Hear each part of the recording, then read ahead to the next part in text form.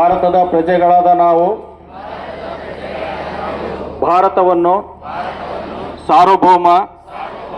ಸಮಾಜವಾದಿ, ಜಾತ್ಯತೀತ, ಪ್ರಜಾಸತ್ತಾತ್ಮಕ ಗಣರಾಜ್ಯವನ್ನಾಗಿ ರೂಪಿಸುವುದಕ್ಕಾಗಿ ಭಾರತದ ಎಲ್ಲ ಪ್ರಜೆಗಳಿಗೆ ಸಾಮಾಜಿಕ, ಆರ್ಥಿಕ ಮತ್ತು ರಾಜಕೀಯ ನ್ಯಾಯವನ್ನು ವಿಚಾರ, ಅಭಿವ್ಯಕ್ತಿ, ನಂಬಿಕೆ, ಧರ್ಮ ಮತ್ತು ಉಪಾಸನೆಯ ಸ್ವಾತಂತ್ರ್ಯವನ್ನು,